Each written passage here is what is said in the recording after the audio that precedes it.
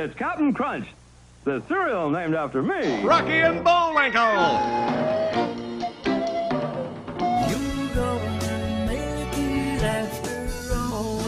The man who really created all of those memories for us is sitting right here today, Allan Burns. Boy, Good to have you here. Where's the applause? It's right here. There you go. You feel welcome now? Yeah, I'm used to applause. Right. I have to tell you, you have done so, well, I don't have to tell you, we have to tell you that Mr. Burns is responsible for so many television icon characters. We're talking about the Mary Tyler Moore Show. We're talking about He and She with Paula Prentice and Richard Benjamin. And of course, Captain Crunch.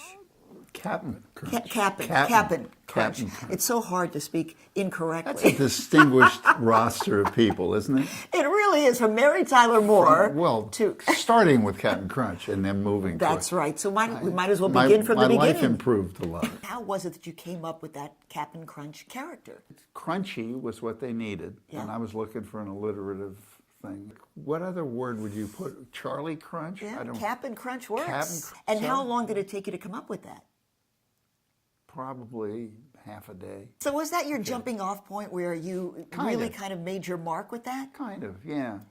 Did it open doors? Well, all the work that I was doing for Jay Ward, which was Rocky and Bullwinkle and those kinds of shows, that show was really beloved by a lot of people. Not only kids, but adults realized that the humor in it was pretty sophisticated. Pretty clever. For a kids show.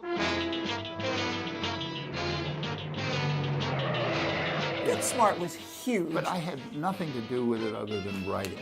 What? I mean, other than write it, if you don't write it, it can't be there. It It doesn't exist. Mel Brooks, Wow. Buck Henry. They were the guys who created this goofy character and that series. But you kept it going with your illustrious writing.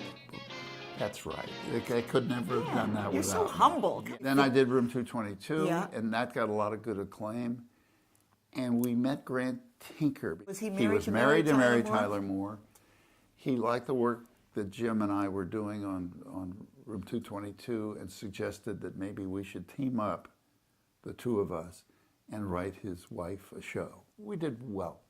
And it was the best 7 years of my life. That's what I was going to say. You have really great memories of the show and of the people. What can you tell us about Mary Tyler Moore? We all love her so. For an attractive woman, she was the funniest person, naturally funny person. We got research that they had done, CBS, that called Mary a loser because she was over 30 and unmarried and working as a single woman. Well, times have changed, haven't they? Just a little bit, but I think she really paved the way for women to have careers and not worry about being married before 30 and being able to be independent. I think that show really made a mark that way and had a real effect on society. We weren't trying to be political about it. It kind of just happened. But it happened, and why not go with it? Your legacy will live on and on, obviously. Well, I hope so, because I'm not going to live on and on. Well, who is, Look right? at me. You look fabulous, but doesn't he look great? Come on, ladies. Phones. Am I telling the truth here? There you see, the ladies, even the guys in the room were clapping.